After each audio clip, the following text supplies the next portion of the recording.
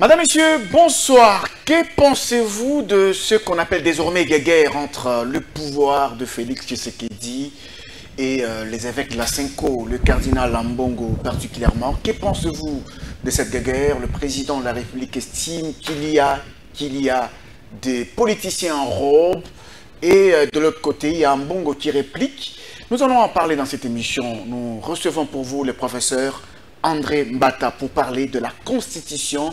Il est constitutionnaliste, il est professeur extraordinaire, il est député national de l'UDPS et avec lui on va parler de la Constitution. Faut-il réviser ou non la Constitution?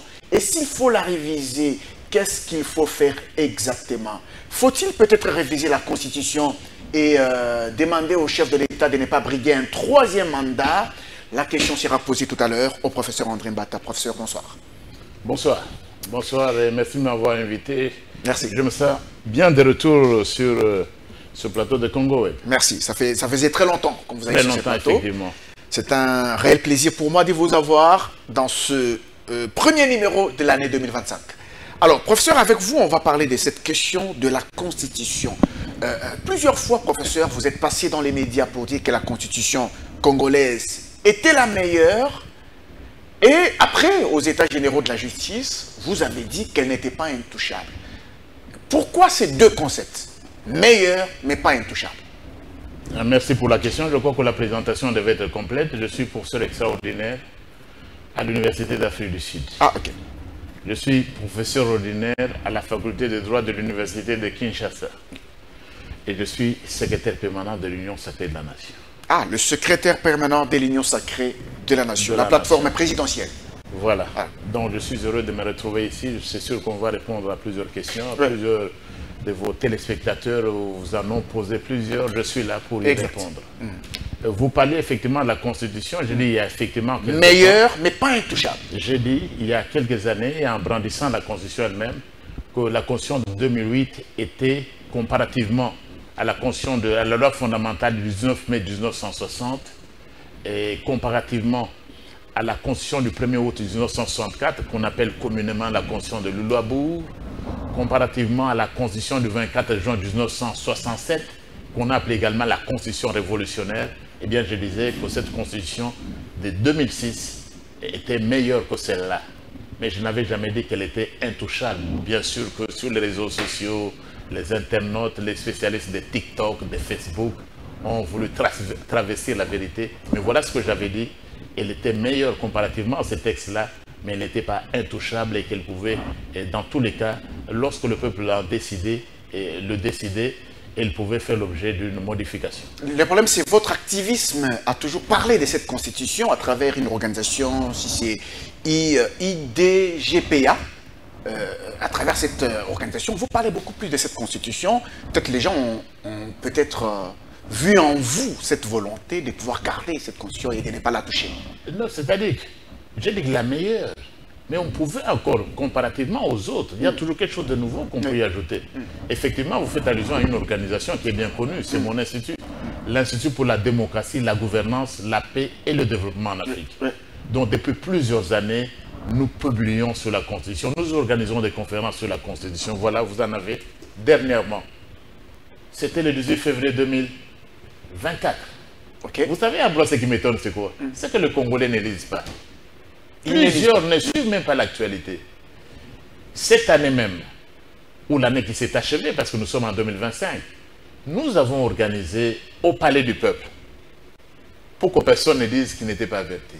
Et on a publié dans les journaux, sur les réseaux sociaux, 7 sur 7 et plusieurs de vos médias ont publié, ont informé que l'IDGPA, mon institut, organisait comme de coutume une conférence pour commémorer le 18e anniversaire de la Constitution. 18e anniversaire. 18e, et les scientifiques sont venus, et pas de moindres. Les meilleurs dans leur domaine que nous avons dans ces pays. Historiens, politologues, sociologues, juristes, ils sont venus réfléchir sur cette Constitution-là. Et effectivement, lorsque nous avions cette conférence du 18 février 2024, nous nous sommes interrogés sur ce texte de Constitution avant même tous les débats politiques que vous avez aujourd'hui. Ah, ok. Oui. Donc je disais, c'est une constitution, comparativement à celle-là, elle était meilleure, c'est du français facile, meilleur, c'est du comparatif. Pour ceux qui ont appris un peu un bon français là-bas. Vous nous avez quand même privé, vous avez tout privé au public de cette comparaison dans le fond. Non, je l'avais dit, je tenais.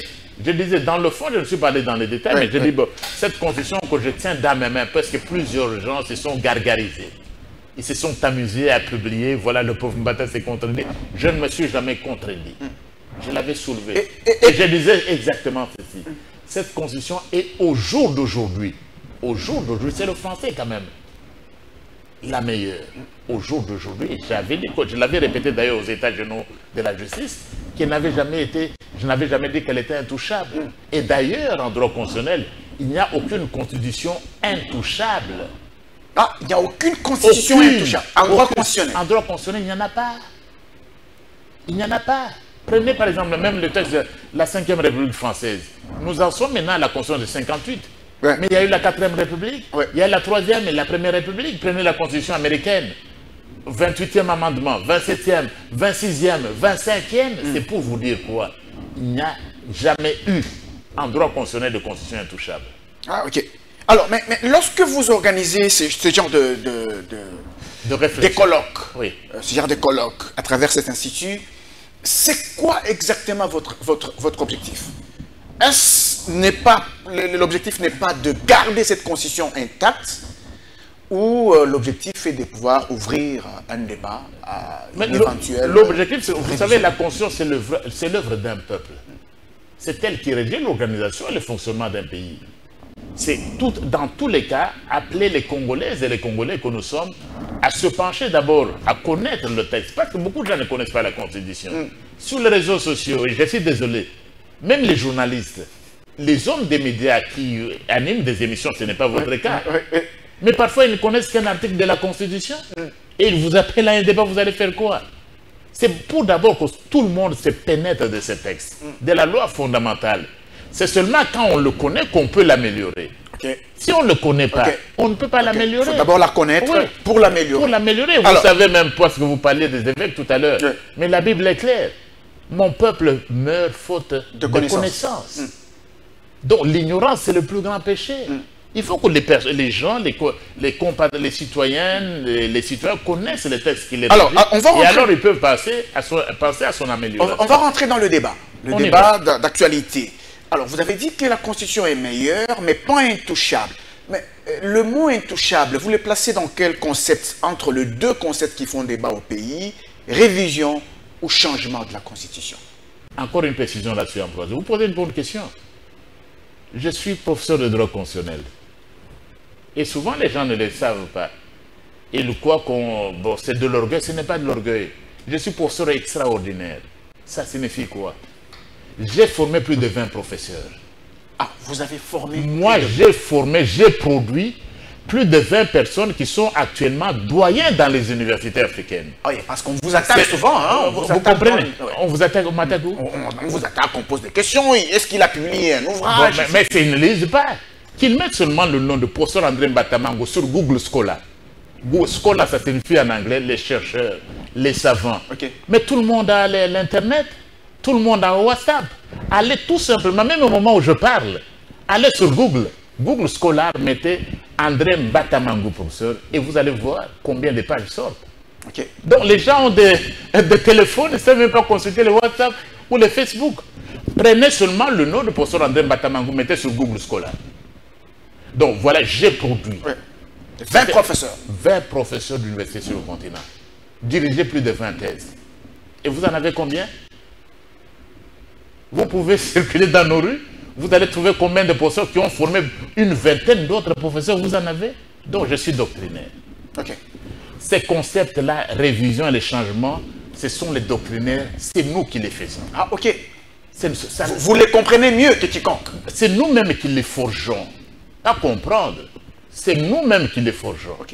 Et qui les comprenons mieux que les autres. Ce ne sont pas les spécialistes de TikTok ou de Facebook. Non. Ou les politiciens que vous connaissez. Ce sont les doctrinaires qui vous définissent. Qu'est-ce que c'est qu'une révision? Et je dois vous dire, comme je l'entends dans les débats, mais le changement pur et simple n'existe pas en droit constitutionnel.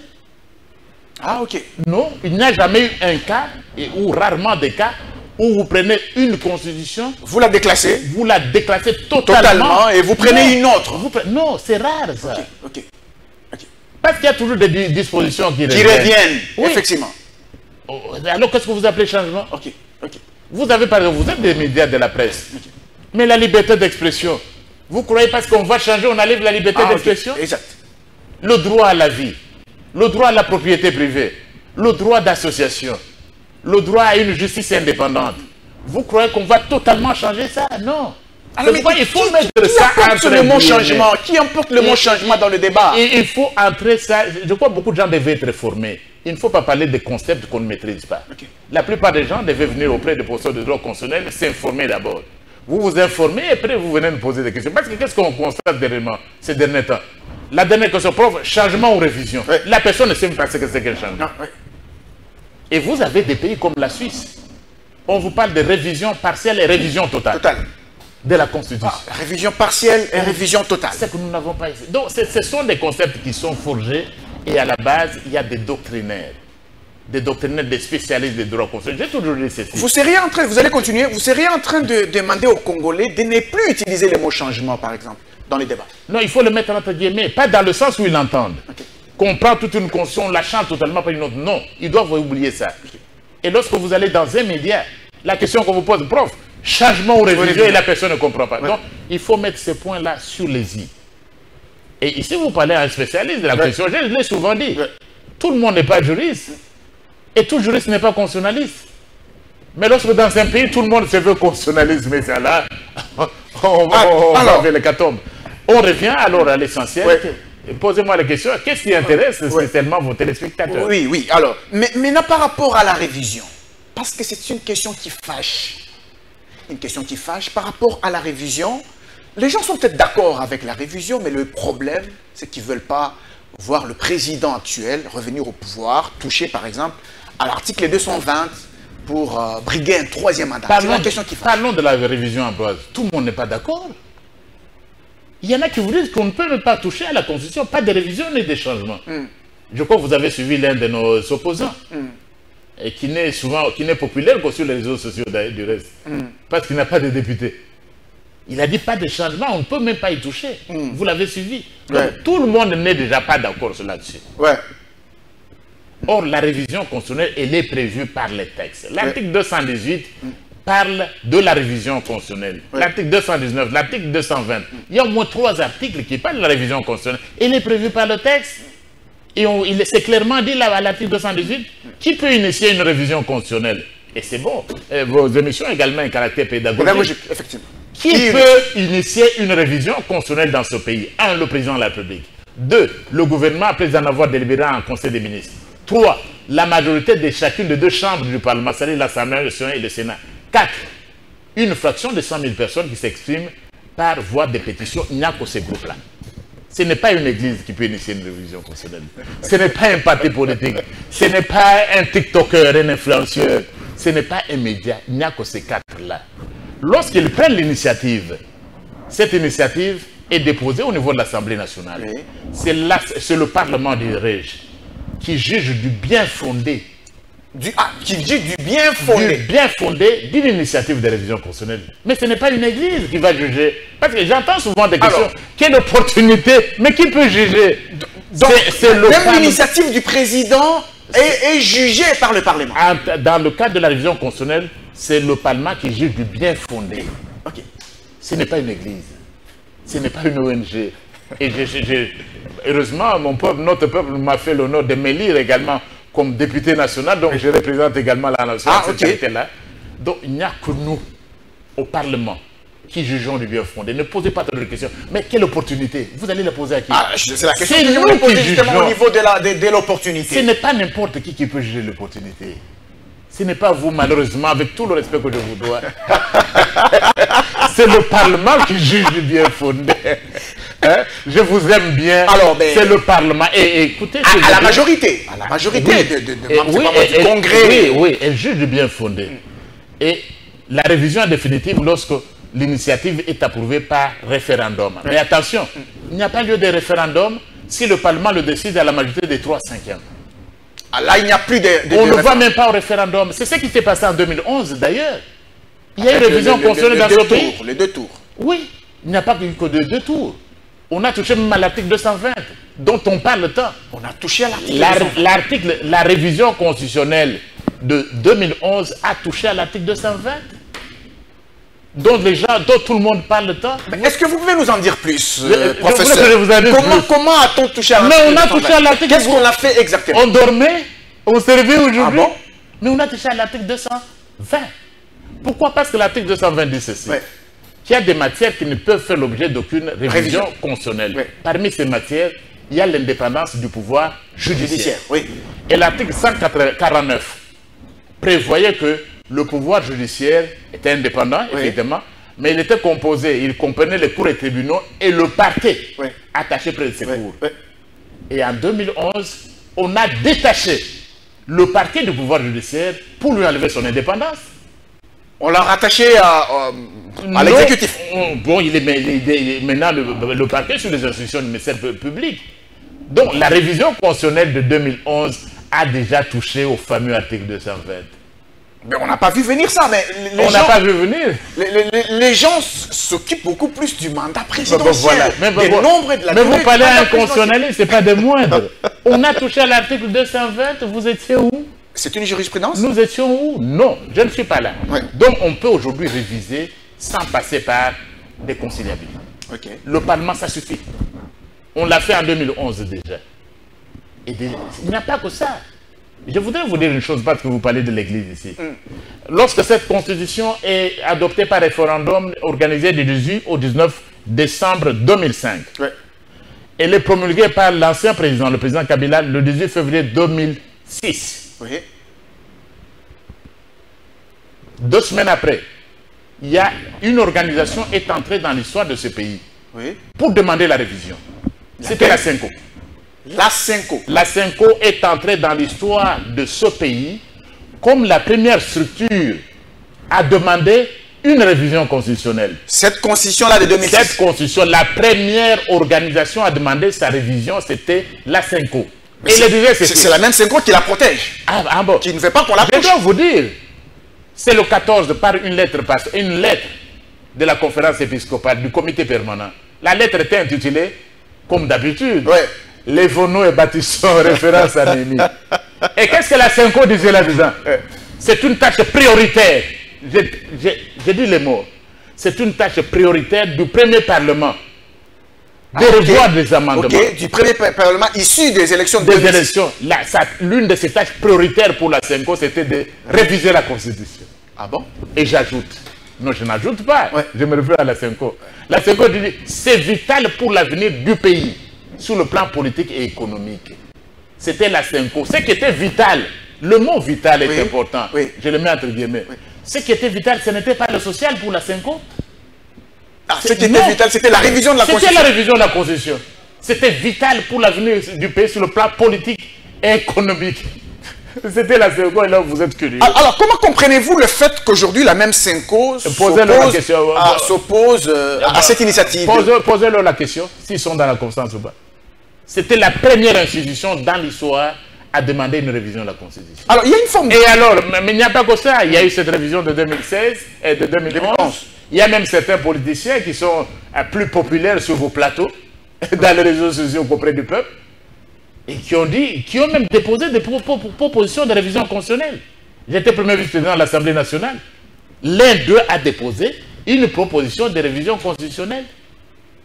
Ah bon? Oui. Il a demandé. Et après, lorsqu'on lui a fait comprendre... Vous voulez parler de qui? D'Élysée Sanga? Je ne vais pas faire, vous les connaissez. Je ne vais pas faire la publicité d'un politicien ici. Si c'était un professeur extraordinaire, je ferais sa publicité. Ou si c'était un professeur ordinaire, je ferais sa publicité. Alors, écoutez... Quand vous parlez de l'histoire des professeurs, on va peut-être ouvrir une petite parenthèse. Il y a quelque chose qui s'est dit dans les sens avec l'histoire des illettrés, lettrés. On attribue certains propos au cardinal Ambongo d'avoir dit que le Congo peut avoir un président illettré, mais pas un cardinal illettré, pas un évêque illettré. Non, il a dit quand ça? Ce n'est pas faux. Ah, ce sont les propos qu'on lui attribue dans les réseaux sociaux. Ouais, mais pas ça serait, Non, mais c'est grave, parce qu'on peut être lettré et manquer de sagesse. Ah, on peut être lettré, mais manquer de sagesse. Et manquer de sagesse. Un cardinal lettré, mais qui manque de sagesse. Ben, je ne dis pas que ce n'est pas le cardinal. Moi, je n'ai pas entendu ça, mais je voulais tout simplement qu'on peut être lettré et manquer de sagesse. C'est simple.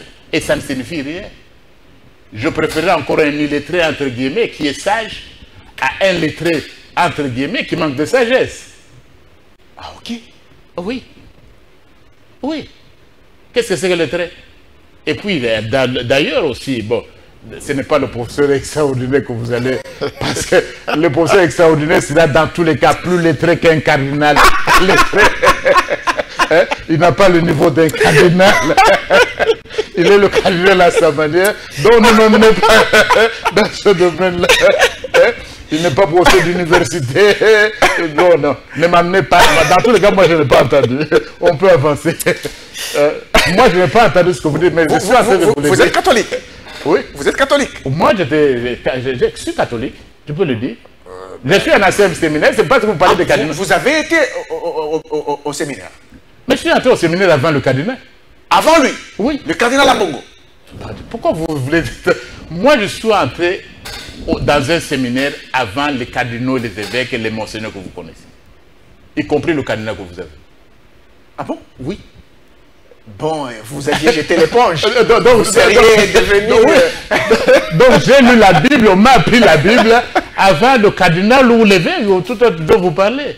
Je suis assez vieux. Alors, on va revenir à ça, on va revenir. Alors, on revient un peu à ce qu'on disait. Vous disiez que si c'est lui qui avait déposé l'initiative de révision constitutionnelle, si c'était un professeur d'université, vous auriez pu faire ça.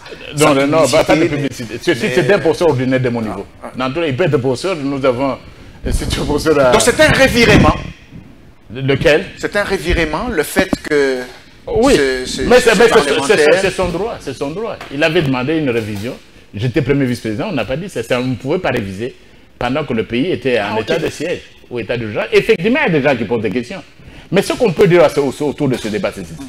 Le président Félix Antoine Tshisekedi Tshilombo, président de la République, chef de l'État, réélu avec une majorité sans précédent dans notre histoire. 73%. À un premier tour. C'est quelque chose d'exceptionnel. Et réélu il y a moins d'une année. Le peuple lui a renouvelé sa confiance. Il demande à son peuple, il convie son peuple à une réflexion sur la Constitution. Il n'y a rien d'anormal. C'est son droit. Mais les gens qui se disent lettrés et qui interdisent même à un peuple de réfléchir, est-ce qu'ils sont vraiment lettrés? Ils ne le sont pas. Les lettrés qui refusent qu'on réfléchisse. Non, ou ils peuvent être lettrés, mais ils ne sont pas des intellectuels. On peut être lettré sans être intellectuel. Ah bon? Oui. Oui, mais alors, je ne veux pas... La réflexion n'était pas mauvaise, hein? Donc, le chef de l'État demande à son peuple de réfléchir. Et vous, vous interdisez à un peuple de réfléchir. Au nom de quoi? Est-ce que ça, c'est être un intellectuel peut réfléchir? C'est dans mon cas. Est-ce que je peux interdire à ceux qui s'opposent à moi de réfléchir? Non. Maintenant, alors, il y a une sorte de guéguerre désormais entre le pouvoir de Félix Tshisekedi et les évêques catholiques, le cardinal et les autres. Non, quelle guéguerre, quelle guéguerre. Une sorte de guéguerre. Parce que quand on voit le président de la République dire, par exemple, que non, il y a des politiciens en robe, est-ce que c'est le président de la République? Je crois que c'est le vice-premier ministre. Le vice-premier ministre, le président l'a dit également en Mbujimaï, exactement. Il a parlé des sorciers. Il va même terminer leur sorcellerie. Ce sont ses propres termes. Et là, on voit Ambongo qui parle de lettrés. Bon, on peut y avoir un président illettré, mais pas un cardinal lettré. C'est une guéguerre qui va nous amener où? Il peut y avoir des évêques, des politiciens en robe. Ah, ok. Oui. Écoutez d'abord, c'est quelle guéguerre? L'Église, d'abord, il ne faut pas la confondre à des individus. Un cardinal n'est pas l'Église catholique. Ah, ok. Un évêque catholique n'est pas l'Église catholique. Même le pape François n'est pas l'Église catholique. Ah, ok. L'Église catholique, c'est le corps du Christ. Ah, ok. Tous ces fidèles, mais ces nombreux combattants de l'UDPS ou d'autres partis, ils sont catholiques. Ah, il y en a beaucoup, hein? Oui. Qui sont au pouvoir, ils sont même la majorité. À l'opposition. Ils sont même la majorité. Ils sont catholiques. Ils sont catholiques. Et aussi, nous sommes l'Église. Vous ne pouvez pas réduire l'Église à une personne. Nous étions dernièrement avec le président de la République, son Excellence Félix Antoine Tshisekedi Tshilombo. Je suis secrétaire permanent, c'est la haute autorité politique de l'Union sacrée de la nation. Nous étions à Kananga, l'archevêque de Kananga n'est pas en guerre. Il a reconnu tous les bienfaits que le président de la République a fait pour l'Église. L'accord entre l'Église et le Saint-Siège, l'État congolais et le Saint-Siège, qui a traîné pendant des années alors que l'ancien président, M. Kabila, était au pouvoir. Mais cet accord a pu voir le jour grâce à Félix Antoine Tshisekedi Tshilombo, président de la République. Où est-ce qu'il manque? Chaque fois qu'il y a un évêque, mais on donne des véhicules, on donne des moyens. Les églises, alors que même, cette histoire même d'argent qui nous sommes un État laïque. 47 millions, quelque chose comme ça. On a donné beaucoup d'argent à chaque église, à chaque évêque, pour qu'il fasse du travail dans son église.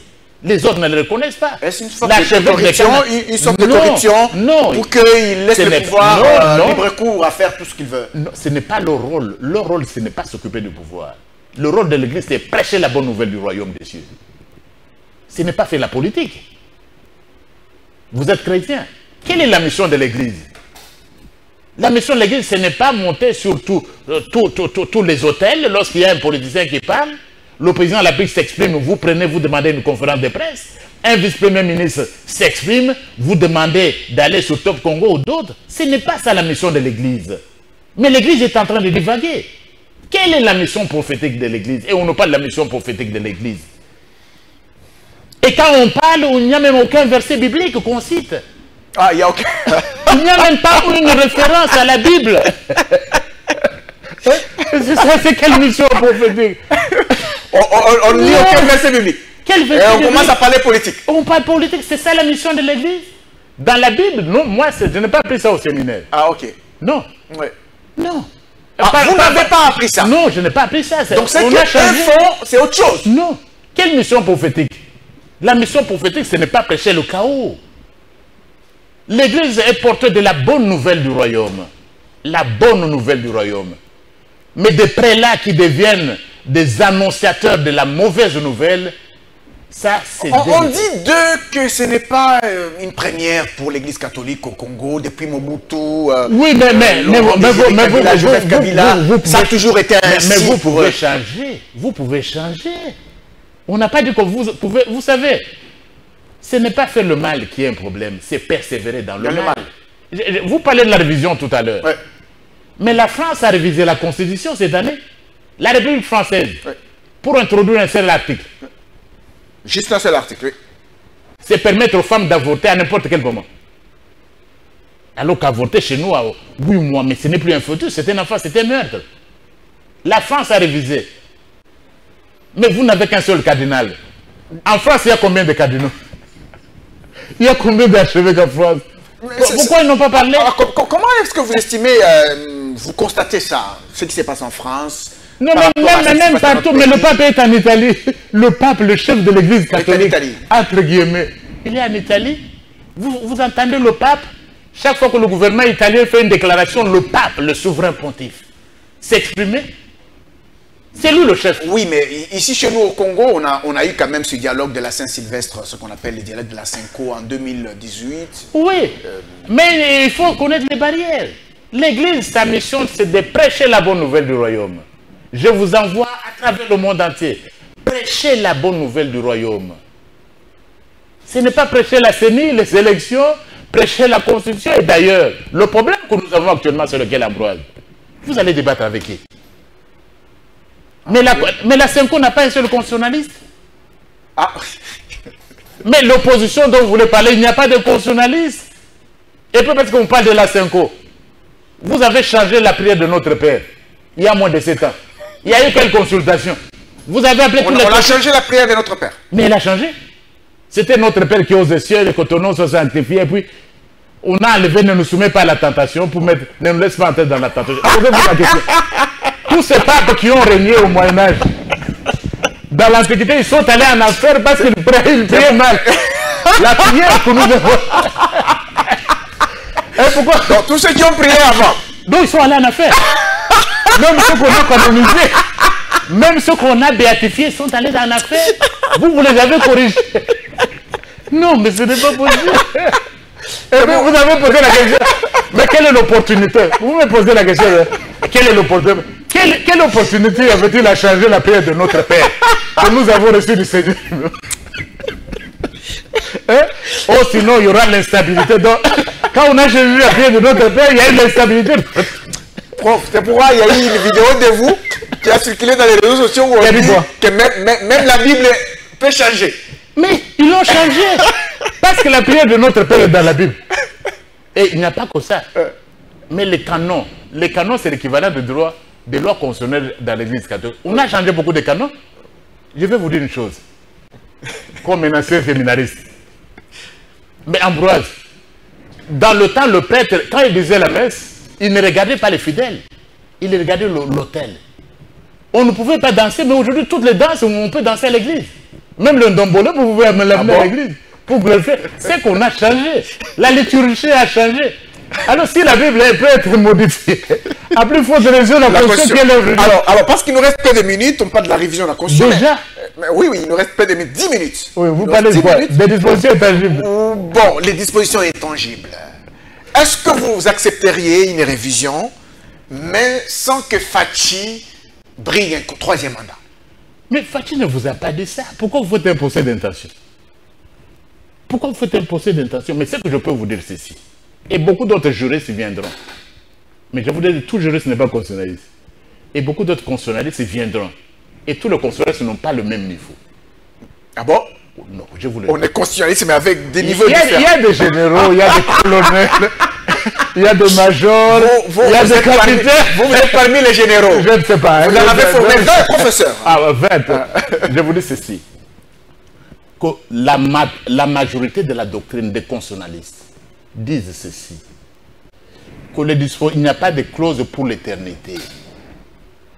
Nous sommes en 2025, non, Ambroise?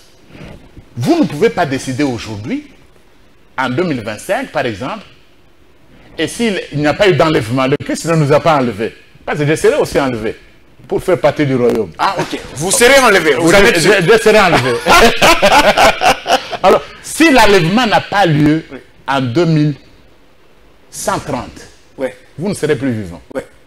Vous croyez que ce que vous avez décidé en 2005 va lier les Congolais qui seront ici en 2130? Ah, ok. Mais c'est simple, non?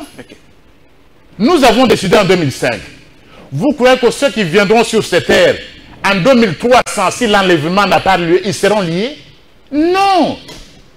C'est la souveraineté du peuple qui domine. Le peuple, et c'est la majorité des doctrinaires en France. Je cite quelques-uns. Le professeur Lavrov, le professeur Jean, le doyen Vedel, René Carré.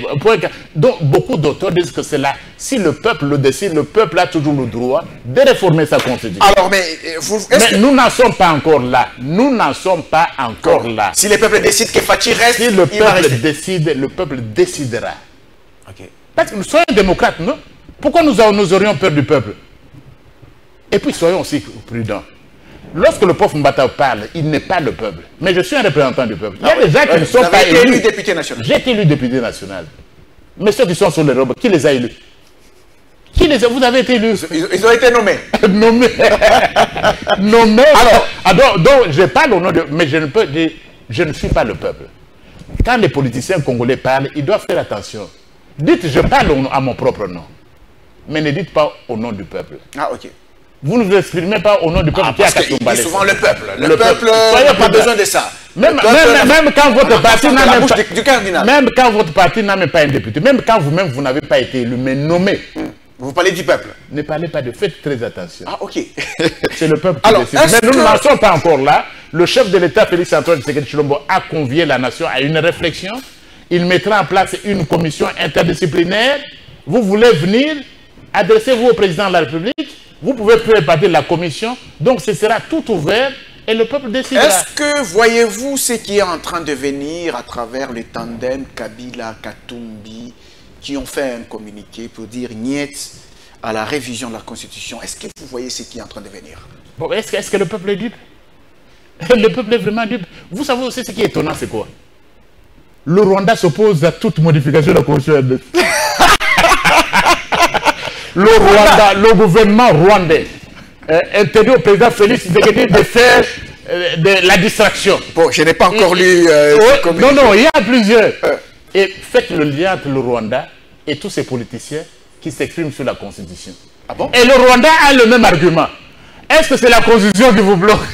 Ah oui, on a suivi des émissions tournées au Rwanda. Au Rwanda. On parle de Kinshasa. Est-ce que c'est la Constitution qui vous faites attention si nous ne sommes pas... On a cité même l'ancien président Joseph Kabila. Voilà. On dit devant le pouvoir des Fachi accuse Kabila. Ceux qui s'opposent à la simple réflexion, il faut se demander si ce ne sont pas des marionnettes du Rwanda.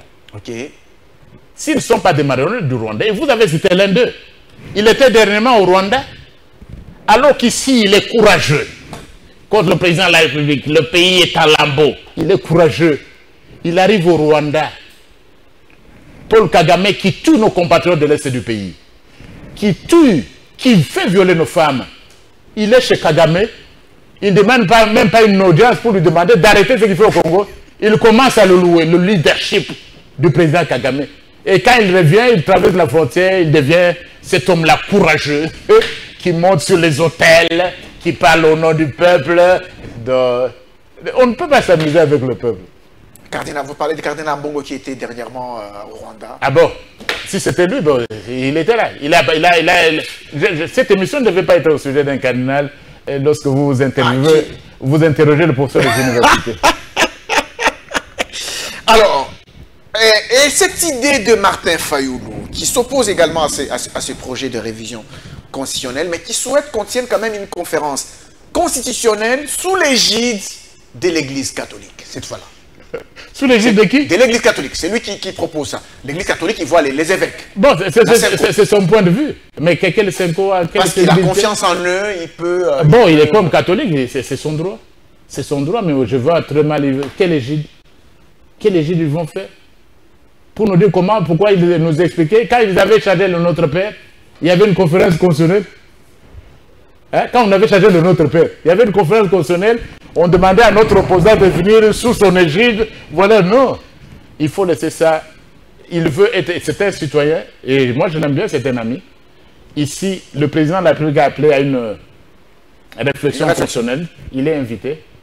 Il est invité. Donc, de 2025 ici, nous sommes déjà au début de l'année. Oui, il est invité à participer ou à envoyer des gens à la conférence constitutionnelle. Et puis, en fait, aussi ceci. Ce que je remarque, c'est quoi? Vous savez, vous parlez à quelqu'un qui était président de la transition sans Kabila. Ah bon? Je les connais tous. Ce sont mes amis.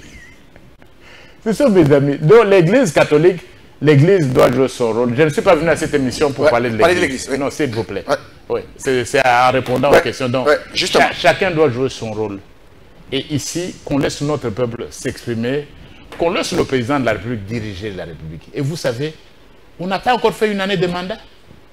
On n'a pas encore une année. Non. Peut-être parce qu'on lit la nouvelle année aux 5 ans passés. Non, mais si on liait, on vient de le renouveler le mandat. 70% des voix, il y a moins d'une année. Vous croyez que ce peuple-là, qui l'a fait il y a moins d'une année, est prêt à le désavouer? Non. Donc ne faisons pas l'enfant. Il vient, même si on a c'est le deuxième mandat. Ok, on est d'accord. Mais le peuple vient de lui renouveler le mandat il y a moins d'une année.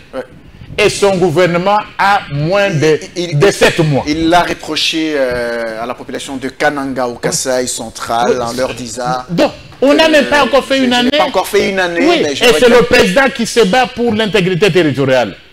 Et nous allons recouvrir contre le Rwanda. Tous ceux qui parlent là-bas, qu'est-ce qu'ils disent du Rwanda? De l'agression dont nous sommes victimes.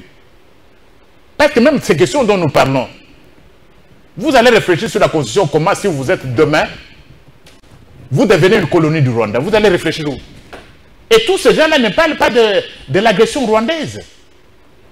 Donc voilà, je crois que la réflexion... Alors, l'agression rwandaise qui est là, Paul Kagame qui a refusé de venir à Rwanda pour signer l'accord, là on n'est pas sorti de l'impasse. On n'est pas sorti. Mais Paul Kagame, le président d'un État voyou. C'est un État voyou qui ne respecte aucune règle du droit international. Le régime du Rwanda vit du pillage systématique des ressources naturelles. Qui n'est pas sanctionné. Oui, la complicité de la communauté internationale. La complicité, oui. Pas la faiblesse de la diplomatie congolaise. Non, la complicité. Notre diplomatie n'a été aussi forte, n'a jamais été aussi forte. Depuis 30 ans, avec Félix Antoine Tshisekedi Tshilombo. Elle n'a jamais été aussi forte. Nous sommes forts, nous sommes partout. Cette année, nous entrons au Conseil même de sécurité des Nations Unies parce que cette diplomatie est agissante. Nous sommes au Conseil des droits de l'homme parce que nous tenons au respect des droits de l'homme. Nous sommes membres grâce à la diplomatie agissante de Félix Antoine Tshisekedi Tshilombo. Le discours qui a changé avec Kagame qui est en train maintenant de se plaindre, c'est à cause de cette diplomatie agissante. Donc le Rwanda vit de pillage, il vit de meurtre, il vit de massacre de nos compatriotes de l'Est. Et aucun président ne se sera battu pour l'intégrité de son pays. Mais ce n'est pas Félix Antoine Tshisekedi qui a amené la guerre à l'Est. Non, il a trouvé. Mais personne ne se sera battu autant que lui pour qu'on mette fin à cette agression. Et nous y sommes et nous y parviendrons grâce à l'appui de tous les compatriotes. C'est pourquoi je félicite. Nous soutenons les forces armées de la RDC, nous soutenons les Ouazalendo et tous les compatriotes. Mais les autres qui ne parlent que de la Constitution, ils n'évoquent même pas l'extérieur. L'agression dont nous sommes victimes, ils n'en parlent pas. Donc voilà un peu... Merci, ça sera peut-être un mot de la fin pour... Le mot de la fin, c'est souhaiter une bonne année à nos compatriotes de partout, partout dans le pays et dans la diaspora. Je vous salue, vous suivez Congo Web partout à Bruxelles, je l'avais remarqué dernièrement. Vous suivez également Congo Web à Johannesburg. Et au Canada, j'ai beaucoup m'ont dit qu'ils suivaient Congo Web. Exact. Je vous présente mes vœux les meilleurs. Restons, nous ne devons pas être un peuple qui pleurniche, qui pleure. Nous devons être un peuple qui se bat. Et nous devons se battre cette année autour du président Félix Antoine Tshisekedi Tshilombo que notre peuple a réélu pour changer les conditions de vie de notre peuple et mettre fin à l'agression barbare dont nous sommes victimes de la part du Rwanda. Merci beaucoup, professeur André Mbata. Nous rappelons que vous êtes député national de l'UDPS, professeur extraordinaire à l'Université d'Afrique du Sud. Vous êtes également professeur ordinaire à l'Université de Kinshasa. Professeur ordinaire à l'Université de Kinshasa. Merci d'avoir été sur... Et secrétaire permanent de l'Union Sacrée de la Nation. Ah oui, le secrétaire permanent de l'Union Sacrée de la Nation. J'ai vu votre communiqué dernièrement par rapport aux communicateurs.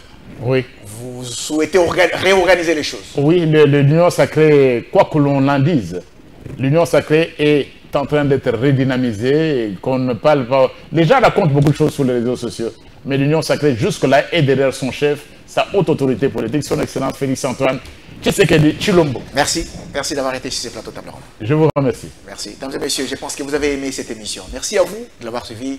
On vous retrouve prochainement pour un autre numéro des Tables Rondes. Au revoir.